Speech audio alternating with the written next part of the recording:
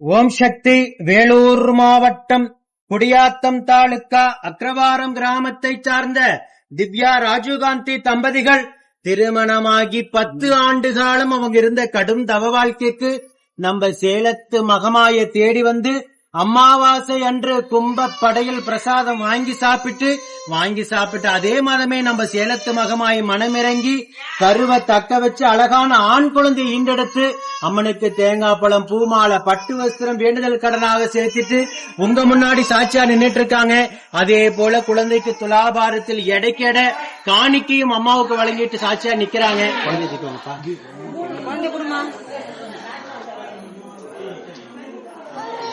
இந்த குழந்தை அங்கத்துல கழுவினி இல்லாம உடல் ஆரோக்கியத்தோட வளர்ந்து கல்வியில சிறந்து விளங்கி அவங்க குடும்பத்தை கட்டி காத்து கரைச்சது நான் வேண்டிக்கிறேன்.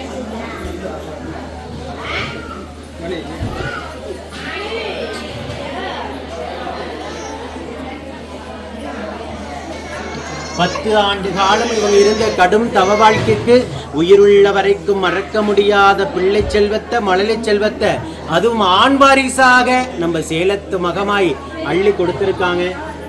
சொல்லுங்கம்மா, நீங்க அம்மாவை பத்தி என்ன நினைக்கிறீங்க? 10 வருஷம் நீங்க போகாத கோயிலில் வேண்டாததையும் இல்ல, எல்லா வழிபாடும் செய்திருப்பீங்க. நம்ம அம்மாவை தேடி வந்து முதல் மாதத்திலேயே அம்மா மனமிறங்கி கருவை தக்க வச்சாங்க. அம்மாவை பத்தி என்ன நினைக்கிறீங்க?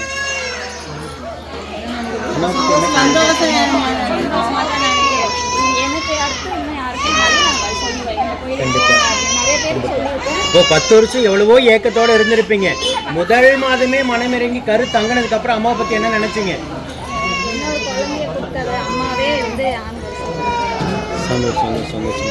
அதே போல உங்களை போல நித்தம் நம்ம வீடியோ பார்க்கின்ற தம்பதிகள் வீட்டிலிருந்தே வேண்டாங்க.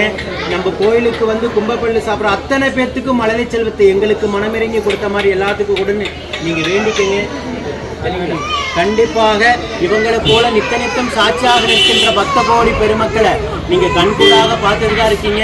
அதுவும் இன்ஸ்டாகிராம்ல பார்த்துட்டு நம்ம ஆலயத்தை தேடி வந்தாங்க. நம்பிக்கையோட வந்த முதல் மாதமே மனமிறங்கி மழலை செல்வத்தை கொடுத்துட்டாங்க. ஓம் சக்தி பராசக்தி.